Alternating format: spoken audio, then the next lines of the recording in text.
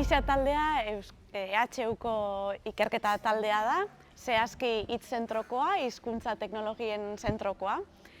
Eta helburu nagusia da hizkuntzen tratamendu automatikoan ikertzea. Beti ere euskara erdigunean izan da.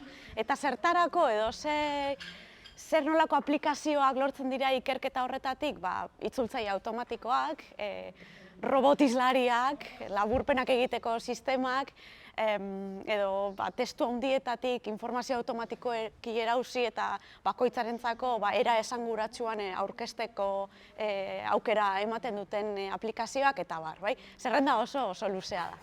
Gaur egun itzultzaile automatikoen balioa ez dagoela ezbaian, jada, baina horrek ez du esan nahi teknologiak oraindik ez dituenik erronkak, gainditzeko erronkak.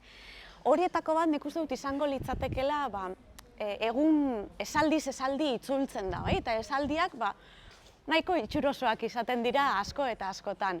Baina testua bere osotasunean ez dute kontuan hartzen. Horrek esan nahi du esaldien arteko kohesioa edo testuaren beraren koherentzia eta are gehiago testu inguruan testu horrek funtzionatzen duen edo ez dela kontuan hartzen. Eta horretan gabiltza gaur egun ikerketan itzultzaile automatikoetan.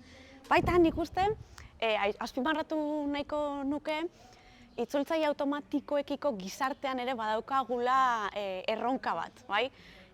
Sistema hauek ez dituztelako bakarrik itzultzaile profesionalek erabiltzen, denok erabiltzen ditugulako. Eta aitortuko duzue, nirekin batera askotan ez dakigula ondo nola erabili, eta ondo erabiltze horrek izan dezaken eragin ez oso positiboa. Galdetzen didazue itzultzaileek edo orokorrean adimen artifizialak euskaran zein eragin izan dezaken edo zer eskaini diezaioken. Nik esango nuke gaur egun etengabean ari garela aplikazio digitalekin hartu emanean, eta euskara horretarako prestatzen ez badugu ez duena egingo da biziraun. Hortaz, nik uste dut taldeak egiten duen lana ezinbestekoa dela euskaraz bizitzen jarrai dezagun.